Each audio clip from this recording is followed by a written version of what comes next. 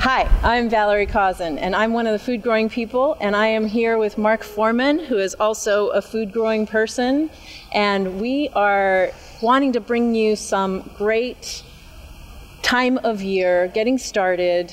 This is spring in Louisville, Kentucky. It's almost spring, let's say, and we're going to be talking about soil, going to be talking about how to build a lasagna bed, how to get started with seedlings, looking at compost, and Mark is fun and revealing, and he's taking some risks with us, and so we want this to be an introduction to you about where to get started, how simple it is, and how you can start with whatever you got. What else do you have to say for us?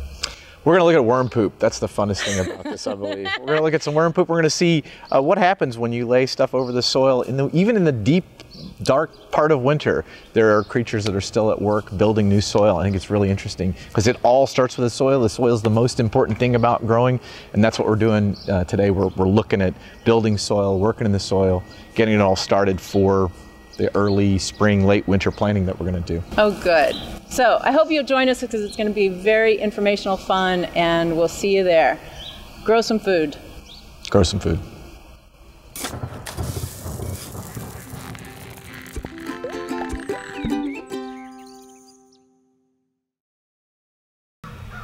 Hi, I'm Valerie Cousin, and I am one of the food growing people. Gary's off doing something wonderful today, and we're here with Mark Foreman, who spoke about compost and our tiny animal husbandry, which I just love. It was probably the best line of the entire Grow Your Own Food Summit that we had last year, that doing our own worm composting is tiny animal husbandry. It is, it is. So, Mark, welcome. Thank you. Yeah. Thank you. So today we're going to talk about a lot of great things with you, and we'll go through this journey of beginning, what it's like to begin a food growing season with someone who's been doing it for a while and someone who's taking risks. Thank you.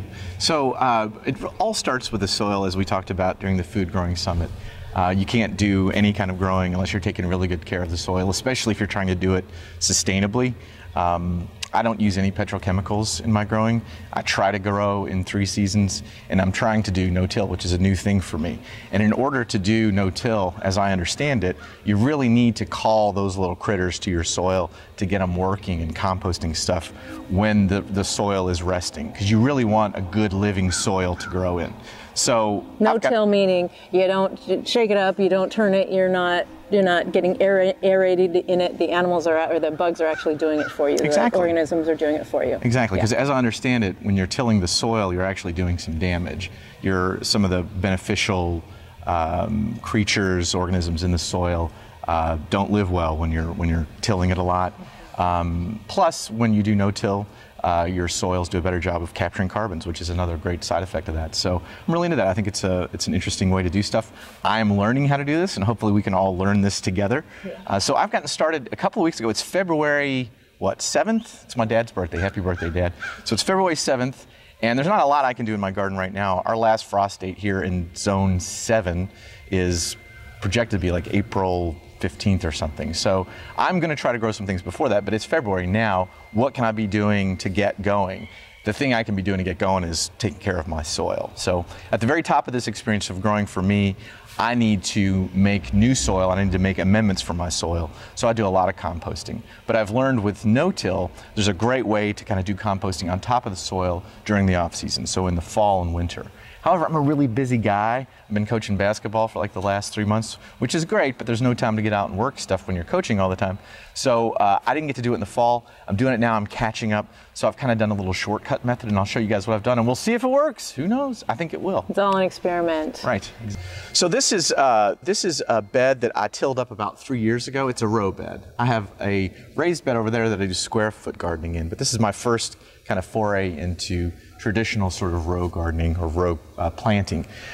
So what I did a couple of weeks ago, I put down about 4 layers of newspaper all around this. I'd say it's a 7x7, 8x8 bed. And then I covered it with horse manure compost that a good friend of mine, Sarah Millett, gave me. And then I covered that with some worm compost as well and some crushed leaves. And it's important that the leaves are crushed, otherwise they'll make a blanket over the soil, and they won't do a very good job of breaking down. So what I've done then is really created an area under that newspaper where the worms and other microorganisms and decomposers can then come up, work through some of that material, and really begin aerating the soil and making new soil, essentially. So this is a sort of a lasagna bed, so if you're looking at it as a tool that you can just layer things on top of each other that then break down at different rates to create different aspects of the soil that are beneficial. Exactly. And then so when I plant, if I'm planting seedlings, I'll just dig through the newspaper that hasn't broken down and plant the seedlings in there. If I'm growing from seed, I'll just get a little, I'll poke my finger in the ground, drop the seed in there through the newspaper and cover it up. So I'm not going to till this. This is, as you said, it's going to break down and make new layers of soil, which is really fantastic. And then through the growing season, I'll take my grass clippings. I don't treat my lawn at all, so the grass is pretty safe. I'll then, drop my grass clippings onto mulch as well, and that stuff will break down and make new soil. So I'm always adding stuff on top. And really what happens is, what I've experienced, all the soil in my raised bed I made. And it's all from you and some help from friends. my little right. My tiny little animal friends, and so it does a fantastic job of retaining water. I don't have to water that bed very much. Okay. This bed, in the first year, I had to water it a lot to keep things going. Last year, I had to water it less. So I'm hoping this year I have to water it even less because I've added more and more organic stuff to the soil. And I've layered lots of mulches on top through the growing season to keep it, really keep all that organic material in the soil. Okay, so let's just talk a little bit about the raised bed versus in the ground. Sure, sure.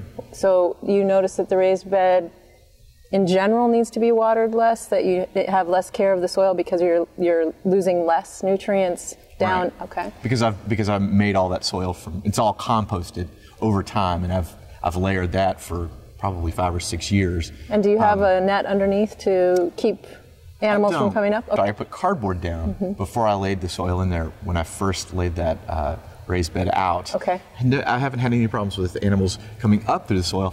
A lot of problems with rabbits, which is one of the things we're going to talk about this year as we're growing, because they've been a pain in the neck, especially with my greens, my English peas. They love the sprouts, so they usually eat those before they even come out of the soil. My pole beans, it's painful. This is like a rabbit highway, is what it is. And that, I've actually had rabbits raise their young. I've found, rabbits digging into my arugula for their and having their babies in there. So, we've had to dig the babies out of there, and this is our arugula. But yeah. Sweet. Okay. Well, so just a small version of you decide whether you're going to have a raised bed. Yes. Which a lot of people say if you have questionable soil or your soil is just needs too much amendment, that you can start fresh. Exactly. With new soil and raised up, and it has all these wonderful benefits, and this has benefits as well. Right, and I've treated that soil a little differently, but this is going to catch up, and they're going to eventually. I think they'll be just about the same. Meaning, I will have added enough of my worm compost to this, and enough of my horse manure compost or whatever kinds of compost I can get to really amend this soil and change it. Where that was basically brand new soil, this I had to work with soil that was existing. The reason I did the raised bed is because I wanted to learn. That was like a laboratory for me, so I can get in there and make some mistakes in a small space. Experiment with square foot gardening, where you're really trying to increase your yields in a smaller space. And I'm translating some of that into the work I'm doing over here now. So square foot gardening, meaning by Mel Bartholomew, yes. that you're doing a certain amount of things in 1 square foot. Yes. So exactly. It's very interesting and simple, and we've always supported that as a good beginning point, and some people use it for their entire growing. And so if you haven't heard of it, check it out. Yeah. Square foot gardening is a phenomenal way to think about it. It really is. A way to do it. Yes. So hopefully what I've done is I've invited some of the decomposers, worms, probably sow bugs and other little critters that work in the soil to start working on this soil. And it's been a few weeks since I laid this out, and we'll see if we see any activity under here. Hopefully we have some. Well, I don't see any here necessarily. Maybe we should check somewhere else. But the notion is that not only are you laying this material over the ground so that the worms and other decomposers and things will come and work on this, you're also creating a barrier for these weeds and grasses and things so that you're only growing the things that you intend to grow. So it acts as a barrier and also acts as food for the tiny little critters that we want to make new soil for us. Let's go look over here and see if this guy's. So everybody has their different level of comfort with what they're willing to use in the soil, and some people want to use only organic matter that is certified in that way, and right. Cardboard is questionable to some people, so it's one way to right. create a lasagna bed. Newspaper is one way to create a lasagna bed. You could use all natural things that are, I don't know what they are, but you could use all natural things, wood chips. That are certifiably right. organic, yes. right? That have not been processed by anyone or anything. Yes. I only use newsprint, so the soy-based inks that you would find in most newsprint today, I think are fairly, benign. Right? So I wouldn't be concerned about that. I'm not terribly concerned about cardboard in my soil as well. I live next door to a major thoroughfare, probably a lot of lead in my soil from years, so I want to amend the soil as much as I can, but I'm not terribly concerned about what is going to come out of the newspaper or the cardboard. But I know everyone has a different comfort level. That's right. So. And we just heard that fish meal is really good for lead in the soil. That's right. Fish bone meal. That fish bone meal is really good, yes. That sounds good. Okay. All right, so let's just remove this guy. I just placed a piece of cardboard with some horse manure compost. That's an interesting thing. You were saying everyone has different levels of comfort with different things in their soil. I was talking to a friend of mine recently who's an organic or a sustainable grower as well, and I said, I've got some great horse manure compost. This friend who's got a horse, and she keeps it on a farm where there's tons of other horses, and they just have tons and tons of this horse manure. She's like, I don't really want it. And I said, why not? She goes, it's just not good compost. I'm like, I don't know what good compost is really. I'm kind of a beginner. It's still new soil to me, which I think is good. So again, everyone has different levels of comfort with things. I'm comfortable with the horse manure compost, and that's what this is. So let's see if there are any animals under here working on the soil for us. Remove this guy. Yep, there's a worm there. You see some sow bugs kind of working through this stuff. And you can see already, the plants are turning or the weeds under here are turning kind of yellow from where they're dying. And those will break down as well and provide some food. And you can see kind of activity in here where worms have dug up through the soil to begin working on this stuff. So it's working. That's the good news. It's working. This is what we want to happen.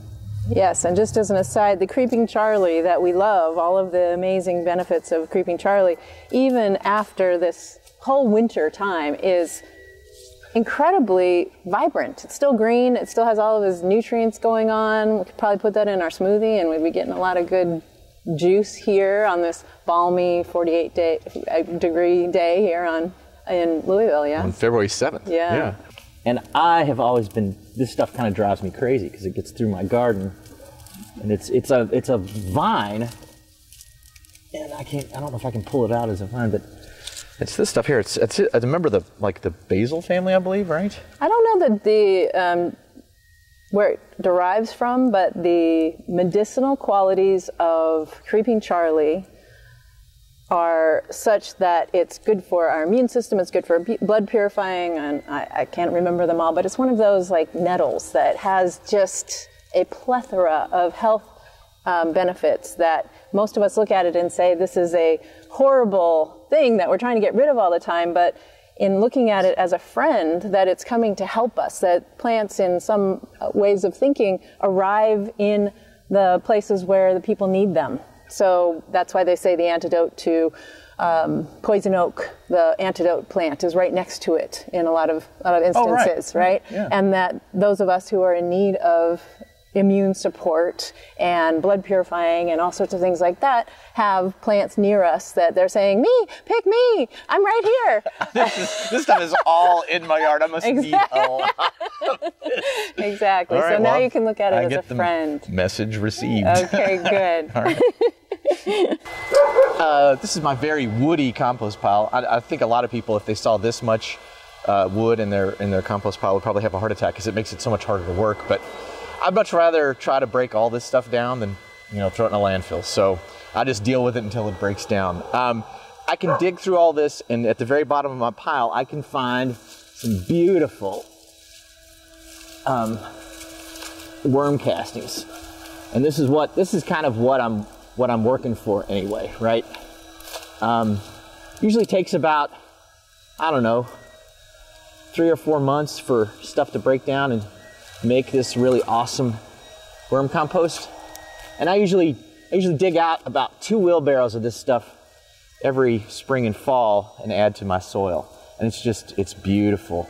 You can't really see, there's so much other stuff in it, so much other organic stuff in it, but it's this really rich black stuff. And it smells so good. It smells like a forest. It's so awesome.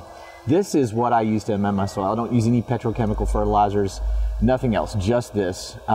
Sometimes other kinds of compost, like right now I'm using horse manure compost. I might even take some of the stuff that's just finished compost and add to my pile, but I don't have a lot of room to finish compost. It's all breaking down in here all the time. So really, my opportunity in terms of what I can get out of this, what the output of this pile is typically just worm compost. And if I want to, I'll sift this out. If it's got a lot of larger organic material in it, like some of this wood, I'll sift it and just get the pure worm castings out of there. And I'll use it as a growing medium too. I mean, I'll show you in a future installment here that I take the worm castings and I mix it with coir and I make seed cups out of newspaper and start my seeds in there. Coconut husk. Yes. Hull. Yes. Yeah. Yes. Okay. And it's a great amendment for a growing medium because the vermicompost doesn't really hold the water well. And it doesn't really crust very well. So the coir helps hold the water in that seed cup while you're growing the seed. Yes. So for a lot of us, this is something we aspire to have this kind of black gold in our compost. But I want to just tell you that Mark's been doing this for a long time, and he worked for an organization in town here called Breaking New Grounds, and he became a worm compost expert. So I just want you to just relax. It's fine if you don't have this kind. This took a long time to really know how to be with these processes. So he can put a lot of wood and work with it and let it break down. And we can start with a bucket. Yes, exactly. And if you want to hear Mark's talk on composting, you can get it at growfoodsummit.com, and it's one of our free opt-ins there. Awesome. And he talks all about compost and how you can start and how easy it is and not to be overwhelmed by it. Yes, exactly. You can be as involved with this or not as you want. And the more active you get, the better it's going to turn out. But, it's the job of all the critters in this pile to break all this stuff down. They want to do it. None of them are going to go on strike. So as long as you keep the pile relatively moist and and you keep them warm enough so that they don't freeze to death. They'll love it. Well, you know what was crazy is what I'm learning this year is I didn't realize how active worms are through the winter. So I came out probably 4 weeks ago, and I've got some pictures I can probably send you. And I was digging through the pile, and some of the organic material that had come out of our kitchen maybe a week or two before had frozen into these clumps of goo and mush.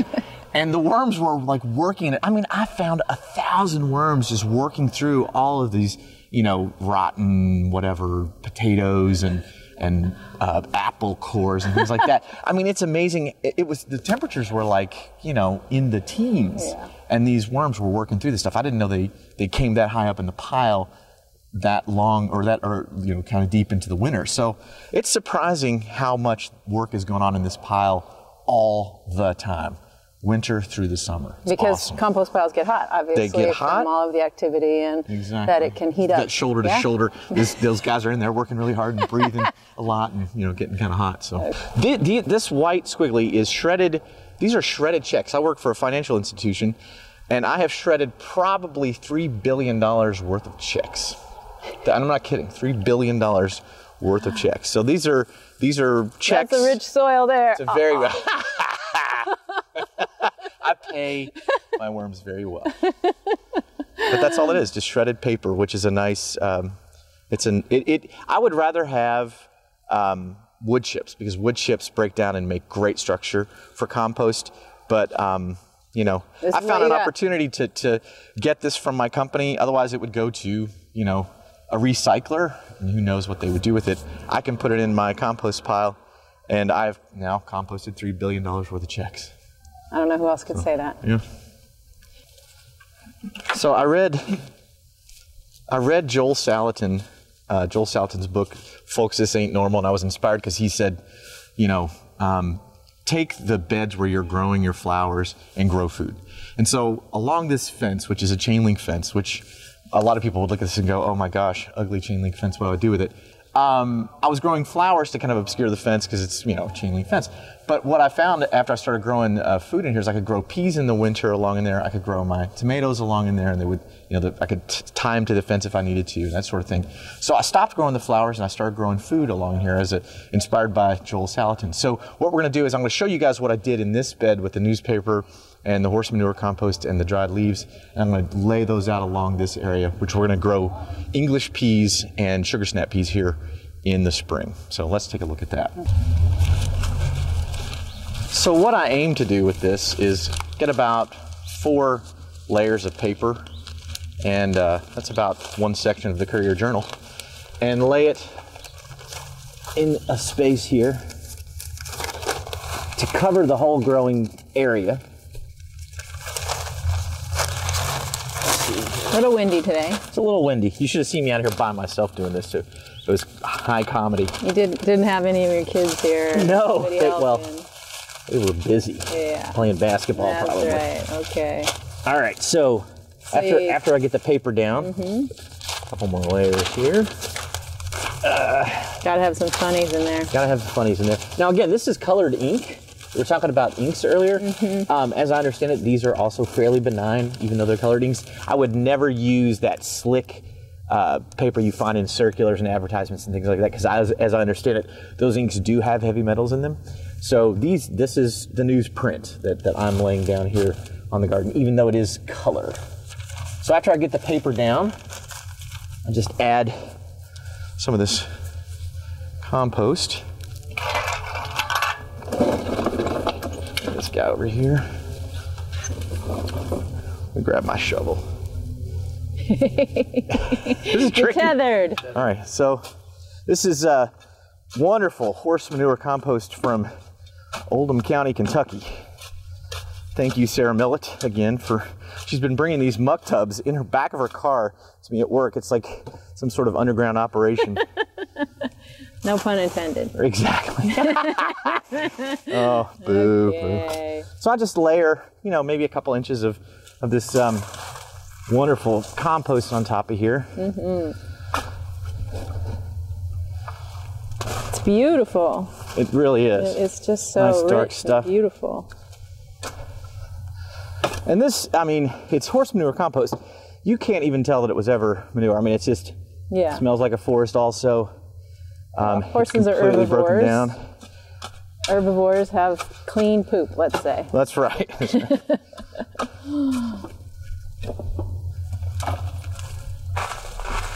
And so this layer of compost that you're putting on top is what you called your shortcut. My shortcut. So I was talking at the top of this about how the research I've done suggests that you lay cardboard down first, and there's a specific kind of grass that you want to then lay on top of that, and you let that break down through the fall and winter, and that's going to make your new soil. Since I'm getting this in February, I wanted to be able to plant a thin enough medium that it would still kill the weeds underneath and still act as a barrier, but that I could easily plant through in, say, March and April. So that's why I decided to go with the newspaper instead of cardboard. The soil, the compost on top, to keep the paper down, and also as a shortcut, really. So it's compost that's already broken down. It's gonna give me a good soil, a good planting medium come the spring, so I don't have to worry about things having broken fully down. It's already there. So yeah, does that explain it? It does. That was great. Yeah. Right. So this is what somebody's going to plant directly into this soil here. So this is you're not going to put leaves on top. You're not going to do any of those other layers on this particular one. Right. Yeah. I would put the dried leaves on here, and I would add some worm compost to this. I don't have any to add to it today, but I would do that. So you can make the lasagna layers in your own way. Okay. Sounds good. I've heard, the great thing I've heard about leaves, and again, this is logical and it makes sense. If you think about a forest, in the fall, the leaves fall from the trees. They make a blanket on the floor. They act both as a barrier to keep some things from growing and as an amendment to the soil. So as they break down, as the critters come up to break the leaves down, they're making new soil. So we're sort of recreating that in the garden here. Adding the leaves on top of this gives the soil some food. What I've heard said of the leaves is, if you think about it, they're these solar capture mechanisms in the trees, you know, they're capturing all the sunlight, and they're just supercharged with all these great nutrients. They fall from the trees. Their job then is to become something else, to become energy for other living things. In their death comes the rebirth of the soil. Right, it's really just so wonderful. Sad to see them on the side of the road in all those in plastic bags all the time. Could you it's imagine? Just, I can't believe it. So our yard is just crazy leaves everywhere. You know, people are walking by, I'm sure, going, what's wrong with those people? Right. But the soil, we love the soil. Exactly. The leaves are wonderful for the soil. Yes. So I hoard my leaves. It's the great thing too is if you've got a mulching lawnmower, you can mulch them up and they're in perfect condition to drop onto the soil. You don't really want to drop them on there necessarily without having crunched them up or somehow, you know, process them into smaller bits. Do a little dance on them? I do a little. I just get them in here and I massage them. Okay. Massage the leaves. All right. Massage all the nutrients out of them. So that's really it. It's simply that. So compost on top of newspaper. I would throw some worm compost in there just to help it out a little more. We're creating a living soil. That's the important thing here. The problem with till, as I understand tillage, is that you're really killing the soil, and that's why you're having to put tons and mycelium, all of that gets disturbed. You're Exactly. Exactly. So then it has to recreate itself every single year rather than build upon itself. Right. Right. You don't get that that wonderful age in the soil, you know. So. Good. Okay.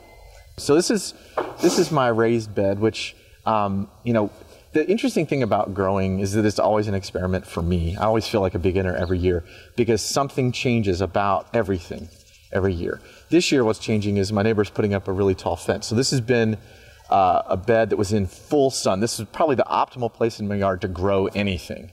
And now I don't even know what this fence is going to do in terms of shading this bed. It won't do a terrible. It won't cause this to not grow. I mean, it's not like it's going to be a barrier, but it will change the way that things in here will grow, or what my opportunity is for growing in here, because it's going to cast shadows. I'm not terribly concerned about it, but it's just going to change how I think about this from now on. I'm going to start this bed probably in the next 4 weeks or so, hopefully. I'm going to see if I can cover it and get some things growing a little early, like maybe some spinach, some radishes, maybe some lettuces. Some of those easy cold weather crops that we get to go do in the spring and in the fall again. It's just so nice. And they are great for confidence. Yes. Because they grow easily and quickly in a lot of different kinds of soils and a lot of different kinds of zones and everything. So yes. Those quick, easy, really boosts are nice. Exactly, exactly. I've had a lot of luck with greens, especially like arugula and spinach in the late winter, early spring. I've had some great luck with beets, so I want to do some beets. And I want to try some things this year that are interesting in this bed. I want to do some planting where, you know, I can pull some things out, add some things in, leave some things going, you know, like my beets, which I like to do succession planting with the beets because I like to juice them. So like I might start 1 week with, you know, a square foot of beets, and then wait a couple weeks and plant another square foot of beets, wait a couple weeks, and so that I can juice through, you know, June with some of the beets that are still going, and maybe get some tomatoes growing in here among those beets. I don't know if that's a good idea or not, but we'll try it out, see if it works. Again, with a lot of this stuff, I'm reading what I can and, you know, tapping enough of the expertise of the folks I know who are good at this stuff, but I still have to experiment because this is a different location than anyone else's location, right? Everything, all the conditions here are at least a little different from everyone else I know who plants. So I'm just going to play with my garden and see what I can get working. Companion planting. Yes. You had talked about a little bit of wanting to find out how to get rid of, how to live more harmoniously with your insects and with rabbits. Rabbits. Yeah. So with gardening or anything else that you want to try the first time or that you're getting started with, you might have some anxiety about not getting exactly right, or you might have some anxiety about some things going terribly wrong. I find that there's always something that goes terribly wrong every year that you just didn't plan for. Unexpected outcomes. Unexpected outcomes. And one of the unexpected outcomes I had last year was I had white flies all over my kale. My kale was beautiful and it was going really strong into the summer, and then white flies just took it over. And I'd never seen them before. I didn't know what they were, but I did some reading, and apparently with some companion planting you might be able to at least help mitigate some of that. Marigold, basil. Basil among tomatoes helps with some types of... There's a great book called Carrots Love Tomatoes, is that it? Something like that. It's a companion planting book, so there are resources out there that you can find of what the issue is or what the plant is that's having an issue and what to companion plant with it. But basil obviously has a big aroma that keeps things away. Marigold, similarly, I think it attracts different insects to keep whatever. Right. I know nothing. I know nothing either, but I want to try That's right. because it was heartbreaking to lose all that kale because I was juicing the kale too, and then suddenly I'd come out and there would be all these eggs all over it, and it just was unappetizing. I don't know, maybe you can wash the eggs off. You maybe can. It's not a big deal, but it makes actually the kale stronger and more nutrient rich from what we understand. So something that has had adversity is stronger and more nutritious. Nice, good to know. So what I'm planning this year is I want to be able to again grow in 3 seasons. So I'm going to be able to grow some things here in square feet, in squares that I can then pull out, add new things in, maybe keep some things growing into the summer, get some herbs going down in here, and I've got some planning to do. So the next time that I talk to you guys, I should have a plot laid out, though I'm a really busy guy and I can't guarantee it'll actually be plotted, but I'll know what seeds I want to buy, at least for my earlier planting, to get my peas going, get my greens going, get the things that grow well in the colder weather going. So we'll have that to talk about. And what should I cover this with? I'm going to do some research and find out how I should cover this to keep it warm enough to get my spinach and my arugula and my greens going in a sane way earlier than the last frost, so I can grow before the last frost. Are you starting things inside? I want to start some things inside. I want to do a little experimentation and see. I might try. I've grown tomatoes inside in the past, but I think I might this year grow some herbs and things inside just to get started. I'm not sure. I'm going to see. I'm on the fence. Okay.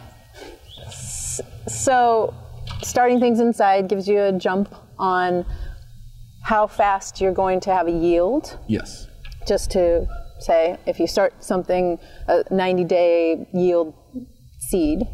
Again, I know very little about this, but let's say you have something that's going to yield in 90 days. Mm-hmm. So you start it 14 days, 3 weeks, 21 days inside. Before you bring it out, it's getting a jump start and will come to fruition earlier in the season. Right. Yes? Right. Okay. Yes. Just to make that clear. Right. And I mean, so I have lots of great resources here locally where I can go get some fresh tomato grower seedlings supply, and things like that. So I don't, amazing. Yeah, right. And so I always buy my peppers and my tomato plants farmers markets, from starts that other farmers grow. It's easier for me because I'm not complaining, but I don't have a lot of time or a lot of space to grow things indoors. That's my biggest issue is I don't have growing light, I don't have grow lights, I don't have a lot of sunlight that comes through the back of the house, which is the best place for me to lay growing things out. I have started tomatoes from seed and did very well with them. They got really spindly, but I just, someone said, well, just grow them deeper and, for kind of sideways and let them grow up and they'll do fine. And they did wonderfully. It's actually the best tomato crop I've ever had. But again, getting back to the companion planting, so some of the issues I've had in the past that I want to try to solve for this year, critters like rabbits, which barriers are going to be the way to take care of that. Maybe some stinky stuff that you can put out too. Pests. I've only really had problems with white fly, which is not a huge problem, I guess. And then I've had some issues with broccoli, with some bugs getting into my broccoli. So I want to try companion planting to mitigate some of those issues. Critters, bugs, and then disease. Okay, so my tomatoes, last 2 years I've had a few of my plants get the powdery mildew, or whatever that is. And then a couple years ago I had a problem with wilt. So I want to see if I can save more of my tomatoes this year. And I don't know if it is that I need to get rid of these cages or what, but I'm going to do a little research and find out how to solve those problems. Good. Yeah. Fabulous. So today we've talked about the importance of soil, the importance of planning, where you're going to do something, deciding. Doesn't have to be perfect. You look at the sun, you look at the environment in which you're planting things, whether you're going to have a big tree that's going to be full of leaves, all of those things that we might not be thinking about until we're thinking, am I getting 68 hours of sun in my box? Right. Whether you want to do a raised bed or you want to do in the ground and be building your soil year after year.